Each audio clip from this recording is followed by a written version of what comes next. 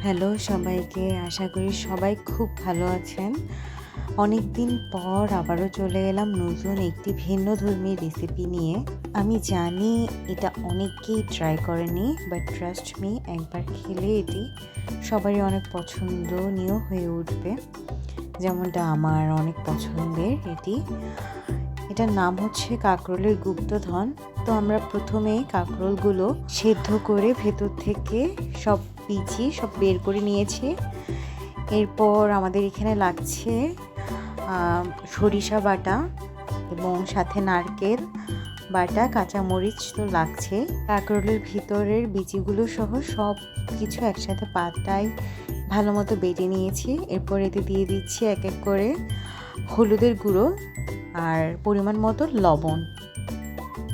এটি কিন্তু বেশ সহজ, কিন্তু খেতেও খুবই মজা, যা আমার খুবই পছন্দের। তারপর আমরা এখানে সবগুলো ভালোভাবে মেখে নিচ্ছি।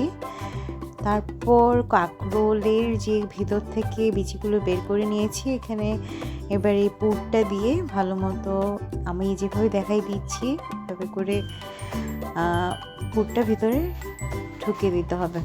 ব্যাস, আমাদের গুপ্তধন কিন্তু রেডি।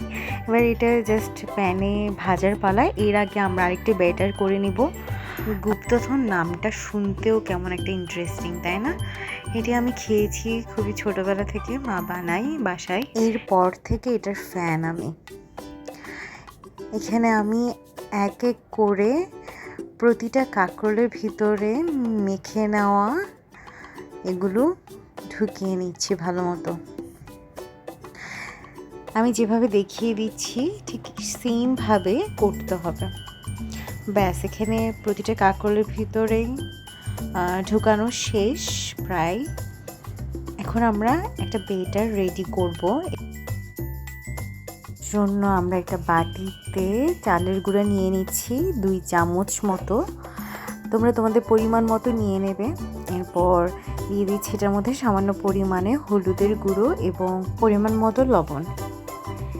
এরপর একটু একটু করে পানি ঢালতে হবে এবং হাত দিয়ে চামচ দিয়ে নেড়ে মেখে নিতে হবে।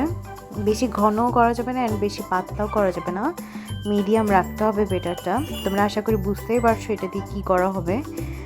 এরপর একটি প্যানে তেল দিয়ে দিয়েছি। এবার এক এক করে প্রতিটা কাঁকরোলে এই বেটারে চুবিয়ে ভেজে নিতে হবে। ব্যাস, আমি এখানে এক এক করে সবগুলো কাঁকরোল দিয়ে দিচ্ছি।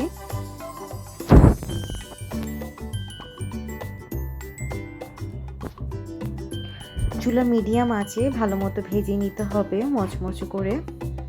এক পাশ হয়ে গেলে অপর পাশ উল্টিয়ে নিচ্ছি এখন।